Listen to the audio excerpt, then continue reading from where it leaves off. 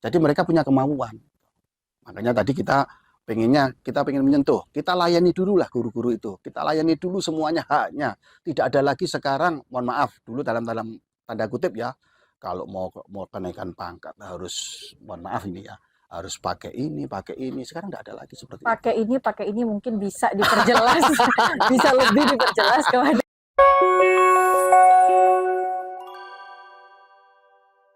Assalamualaikum warahmatullahi wabarakatuh. Salam sejahtera Sobat PWI. Kembali lagi di channel PWI Sumeneb dan masih di program PWI Talk bersama saya Wildan. Dan kali ini saya telah ditemani dengan seorang kepala dinas di Kabupaten Sumeneb. Selamat sore Pak Agus Dwi Saputra. Selamat sore Mbak Selamat sore. Wildan ya? Iya Mbak Wildan. Pak Agus ini merupakan Kepala Dinas Pendidikan Kabupaten Sumeneb yang baru menjabat, baru ya Pak ya? 2 tahun ya, selama 2 tahun, luar biasa. Kita akan berbincang dengan Pak Agus terkait ya dinamika sektor pendidikan, terutama di para pendidik atau guru selama Pak Agus menjabat ini. Nah, baik, Sobat PWI, hal pertama yang ingin saya tanyakan kepada Pak Agus adalah sebagai Kepala Dinas Pendidikan. Seperti apa Pak Agus melihat sektor pendidikan yang ada di Kabupaten Sumeneb? Mulai dari fasilitas hingga kualitas SDM mungkin ya, kualitas SDM dari para pendidik sendiri Pak Agus. Ya. Jadi Sumeneb ini kan sebenarnya Indonesia kecil Mbak ya, karena kita letak geografisnya yang unik ya. Jadi kita ada 126 pulau. Jadi kan artinya fasilitas itu untuk yang sarana prasarana memang ada beberapa yang masih kurang layak. Ada memang. Jadi di situ sarana prasarana memang itu dengan kita ya, karena anggarannya juga terbatas, kita berusaha mencari anggaran melalui DAK, dana alokasi khusus. Alhamdulillah kita juga mendapatkan untuk anggaran untuk perbaikan sarana prasarana. Ya untuk SDM-nya sendiri, sekarang ini kan mau nggak mau kita harus melek IT ya. Jadi untuk yang guru-guru yang sudah senior ini mau purna ini yang masih kadang-kadang masih gaptek. Yang itu yang kita pacu. Sebenarnya umur bukan kendala. Sebenarnya menurut saya itu kemauan aja sebenarnya.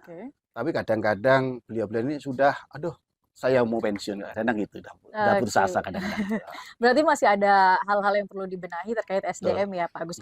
Kemudian Pak Agus tadi sempat menyebutkan terkait dengan dana alokasi khusus atau DAK. Ini berapa persen dari dana tersebut yang bisa mengcover kemudian fasilitas-fasilitas yang dianggap kurang? Ya, jadi kalau mau berbicara mengcover ya masih sekitar tercover ya masih sekitar 10-20% lah, karena kita ini luas.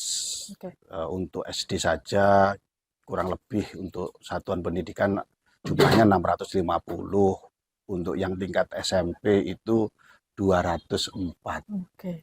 Terus yang PAUD artinya kan ribuan lah, ribuan. Jadi anggarannya itu kan dibagi-bagi seluruh Indonesia kan.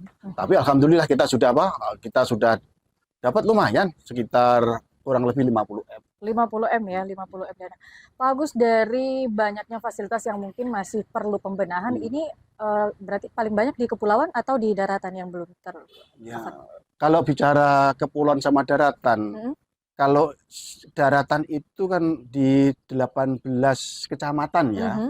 Kalau kepulauan kan cuma 9 kecamatan. Artinya dari komposisinya kan berarti masih tetap banyak yang di daratan, karena 19 sekitar 18 kecamatan ada di daratan.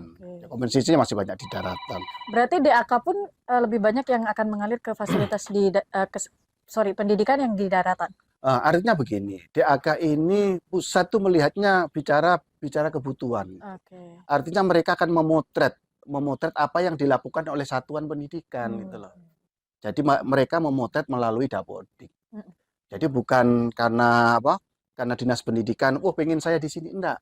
Karena kita bicara kebutuhan. Apa yang diupload melalui Dapodik itu yang akan ditentukan oleh kementerian. Berarti langsung pusat yang menentukan. Iya, langsung pusat. Luar biasa. Nah, Kemudian saya ingin mengetahui seberapa serius Dinas Pendidikan Kabupaten Sumeneb ini dalam upaya mendorong terbentuknya generasi penerus bangsa yang baik, khususnya terkait peningkatan kualitas SDM para pendidiknya. Karena kan kita tahu Pak, guru memiliki peran yang sangat penting untuk pengembangan ilmu para siswanya. Ya, untuk peningkatan kualitas tuh bagi yang mereka sudah menerima sertifikasi. Di situ mereka punya kewajiban untuk meningkatkan kompetensinya. Punya kewajiban. Wajib ya? Ya, wajib mereka untuk meningkatkan kompetensinya secara pribadi. Yang kedua, di kita juga ada namanya guru penggerak. Di situ mereka akan seperti ikut seleksi untuk masuk di guru penggerak. Itu seperti diklat selama 6 bulan.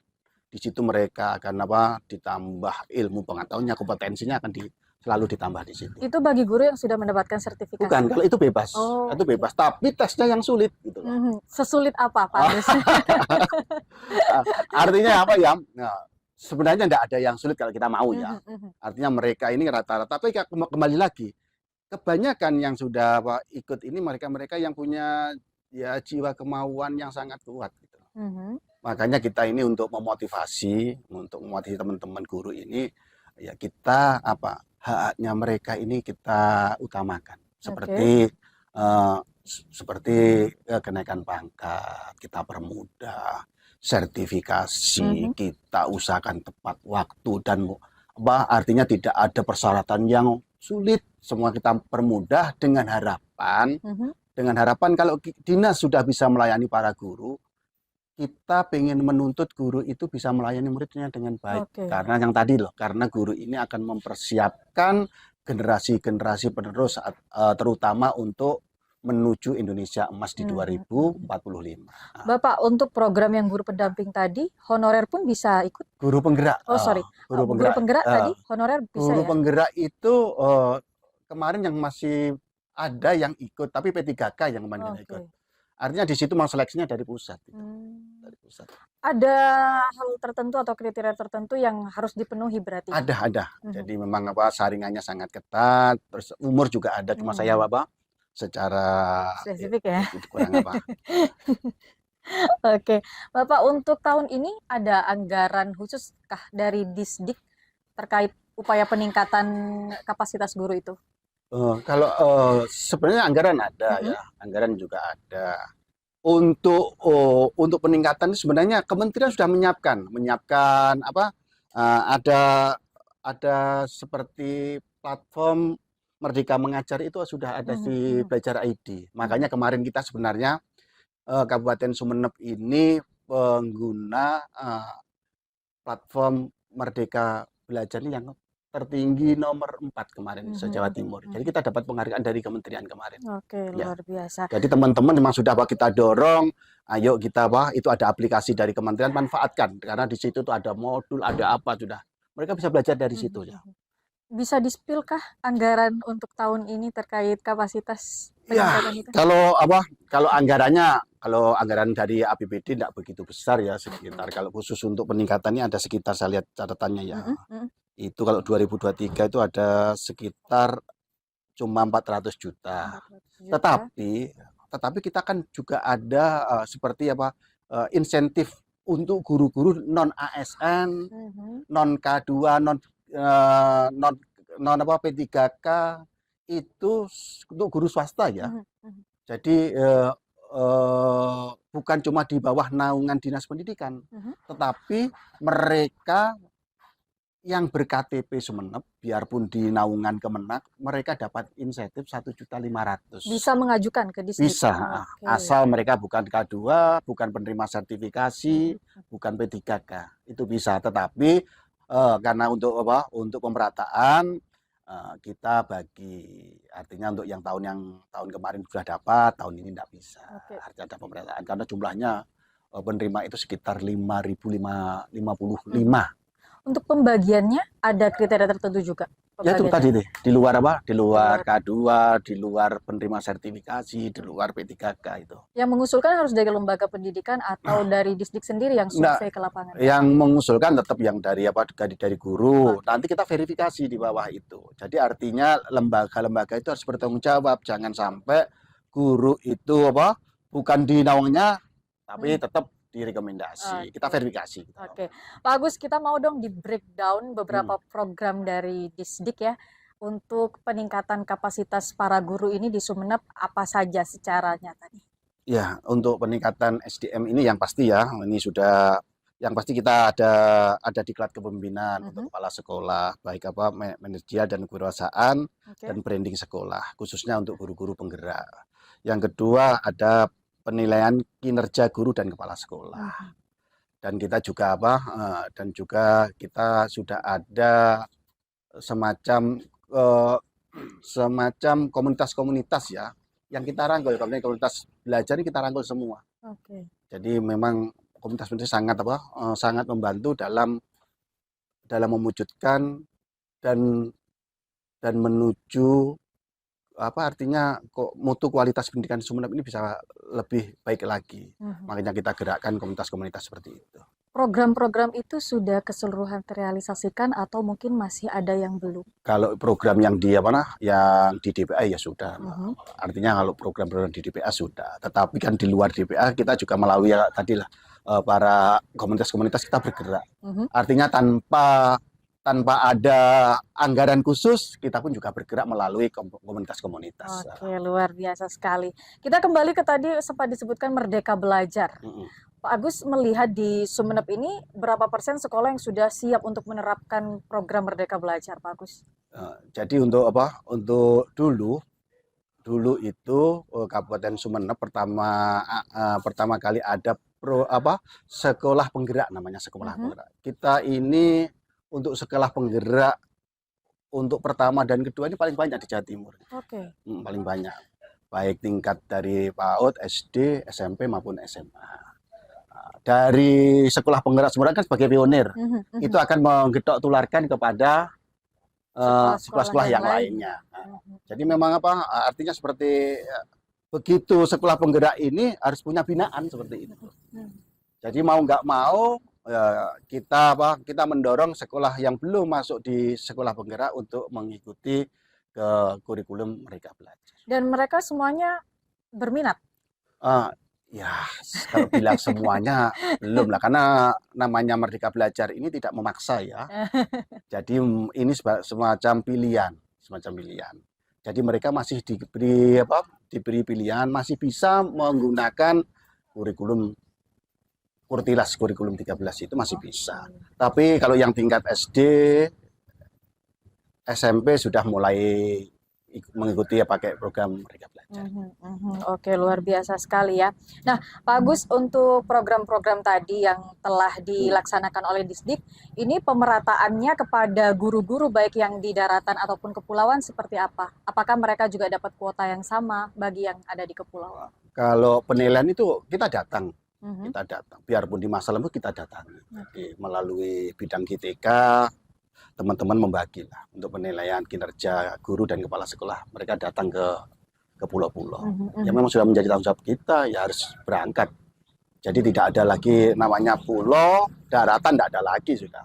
Kalau kewajiban harus berangkat. Komitmen ya berarti untuk meratakan pendidikan? Insya Allah. Tapi tetap ada, disparitas itu tetap ada. Salah satu kendalanya kan pastinya terkait dengan fasilitas transportasi nih Pak. Sementara sekarang semuanya dituntut untuk digital. Ya. Ini akses-aksesnya seperti apa peningkatan literasinya? Upaya dari Disdik sendiri? Sekarang ini kan rata-rata sudah pakai digital semua ya. Kita perlu jaringan internet. Makanya kemarin kita mau berusaha sounding dengan PMD, OPD PMD yang ngurusi desa. Misal di sekolahan tidak punya jaringan internet, mungkin di desa bisa mengadakan satu desa satu internet. Jadi sekolahan bisa berkolaborasi. Sekarang kan zamannya berkolaborasi, ya. Jadi kita bisa berkolaborasi dengan pihak desa. Oke. Sejauh ini Disdik menghadapi kendala apa dalam meningkatkan kompetensi yang dimiliki oleh para pendidik, Pak? Kendala yang paling sulit untuk dihadapi? Ya tadi lah kendala tadi yang terutama ini kalau saya mentalitas ya. Mentalitasnya menurut saya paling utama menurut saya ya. Karena tidak ada yang tidak bisa. Kalau saya tadi bilangnya kadang-kadang yang umurnya sudah mau pensiun itu sudah kalau di militernya elek-elekan sudah mau pensiun mau kemana. Tetapi biarpun mau pensiun banyak kok satu dua itu masih biarpun sudah mau pensiun tapi kinerjanya bagus gitu loh. Jadi mereka punya kemauan. Makanya tadi kita pengen menyentuh, kita layani dulu lah guru-guru itu, kita layani dulu semuanya haknya. Tidak ada lagi sekarang, mohon maaf dulu dalam tanda kutip ya, kalau mau kenaikan pangkat harus, mohon maaf ini ya, harus pakai ini. Sekarang tidak ada lagi seperti itu. Pakai ini mungkin bisa diperjelas, bisa lebih diperjelas kepada penonton. Artinya hal yang negatif itu, hal yang negatif. Kalau di luar kan biasa Pak, ini mau naik pangkat, masih ada yang ini. Kita tidak ada lagi sudah. Artinya harus membayar itu tidak ada lagi. Semua layanan di kita, mohon maaf, semua layanan di kita kosong. Karena memang beberapa waktu lalu sempat ini ya wawancara juga dengan Pak Bupati menyebut bahwa Pak Agus harus bisa menertibkan Disdik. Karena Disdik ini seperti pasar. Nah, betul. Ini bagaimana nih Pak Agus? Ya tadi kita harus punya komitmen, Cuma ya kita ini sekitar 12.000 Pak ya, 12.000. Saking banyaknya orang, kadang-kadang kalau yang teman-teman, terutama yang di kepulauan itu, terutama yang masih dimanfaatkan sama oknum-oknum yang tidak bertanggung jawab, karena mereka mau ngurus apa-apa ini males, akhirnya mau ke daratan males, sudah karena ya banyak kepentingan lah di sana, akhirnya dia nitip ini lah, seperti itu. Padahal kalau mereka urus sendiri lengkap, tidak ada biayanya. Kosong. Makanya apa yang dia sampaikan Pak Bupati itu benar. Kita tertibkan semua. Disdik pernah menemukan kasus itu selama Pak Agus menjabat? Dipaksa ini. Ada. Kita harus bicara jujur ya. Ada. Selama Pak Agus menjabat ya? Ada. Langkahnya apa nih? Langkah tegasnya? Ya kita kita panggil, kasih pembinaan. Tetapi yang pasti kita mesti ngasih keteladanan lah. Di dinas, khususnya di dinas ini sudah teman-teman tidak ada lagi yang berbuat seperti itu. Khususnya di dinas. Jadi tidak ada yang urusannya dengan pelayanan. Kita kan ada pelayanan internal eksternal.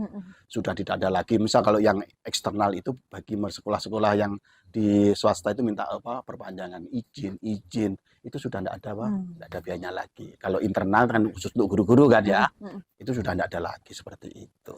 Jadi kita betul-betul stressing pada teman-teman, ayo kita bersama-sama bisa untuk melayani para guru dan tenaga pendidikan dengan baik. Dengan harapan mereka kalau sudah bisa dilayani dengan baik, mereka akan melayani anak didiknya dengan totalitas. Bagus, jalur-jalur seperti itu kan bukan tidak mungkin ya digunakan untuk misalnya mendapatkan sertifikasi bahwa dia sudah meningkat kompetensinya seperti ini.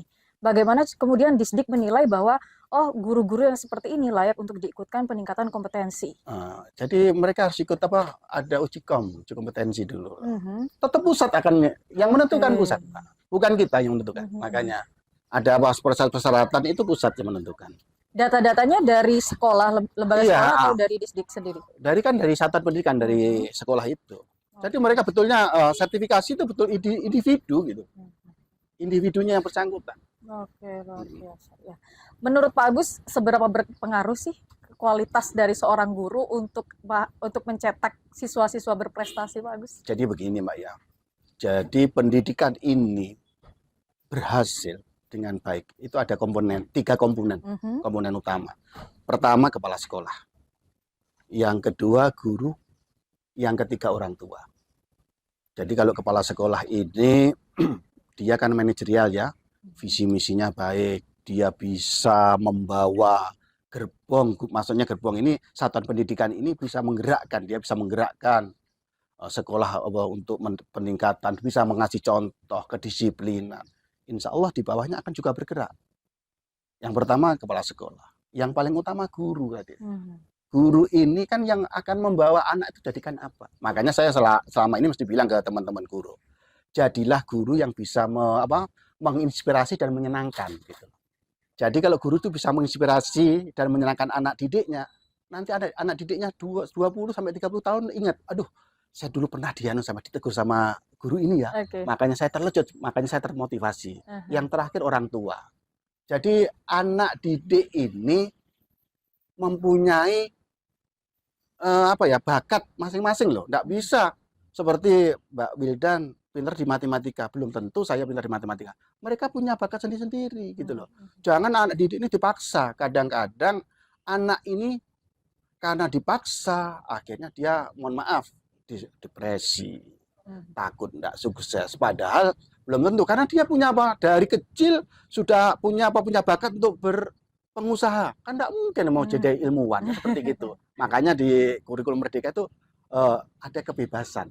Jadi anak itu betul-betul dikasih pendidikan sesuai dengan apa yang mereka punyai dan apa mereka yang kita inginkan. Dan peningkatan literasi juga harus menyesuaikan itu. Betul. Berarti, jadi kalau bicara pendidikan juga bicara masalah proyeksi. Proyeksi artinya proyeksi itu apa pendidikan di abad 2021 ini. Jadi kan untuk 2021 ya apa yang paling perlu untuk pendidikan anak didik? Ya, pertama karakter kalau. Jadi baik karakter itu karakter akhlak maupun karakter kinerja. Yang kedua kompetensi. Kompetensi itu selain ilmu pengetahuan, dia bisa berinovasi, berkolaborasi dan macam-macam. Yang terakhir yang literasi tadi. Literasi, oke, luar biasa. Ada sebanyak 12.000 guru di Kabupaten Sumeneb kurang lebih ya. Itu baik yang honorer ataupun ASN ya Pak Agus ya. Wildan ingin meminta closing statement dari Pak Agus berupa mungkin pesan atau himbauan kepada mereka semua untuk mencetak generasi penerus bangsa yang lebih baik. Jadi saya ini bukan cuma menghimbau ya. Jadi apa yang saya sampaikan tadi, jadilah guru yang bisa menginspirasi dan menyenangkan anak didiknya. Dan tambahan dari saya, kalau bekerja itu harus totalitas gitu loh. Jadi kalau totalitas ini mereka kerjanya bukan cuma menggugurkan kewajiban, betul-betul totalitas. Jadi kalau mereka di sekolah, ya anggaplah anak-anak ini ya anak didiknya ini seperti anak-anaknya di rumah gitu. Insya Allah kalau dia menganggap seperti itu, kinerja guru akan totalitas. Insya Allah kalau sudah totalitas, ada satu yang enggak bisa, itu akan dibimbing gitu loh. Karena totalitas tadi, bukan menggugurkan kewajiban. Luar biasa. Itu dia Sobat PWI, closing statement dari Pak Agus Dwi Saputra selaku Kepala Dinas Pendidikan Kabupaten Sumeneb. Pak Agus, terima kasih telah berkenan untuk hadir di PWI Talk. Semoga kedepannya sektor pendidikan di Kabupaten Sumeneb semakin maju. Dan ya tentunya guru-guru bisa bekerja secara totalitas dalam mencetak generasi penerus bangsa. Baik Sobat PWI, jangan lupa untuk terus ikuti channel PWI Sumeneb, like, comment, and subscribe video ini. Dan selamat sore. Wassalamualaikum warahmatullahi wabarakatuh. Waalaikumsalam warahmatullahi wabarakatuh.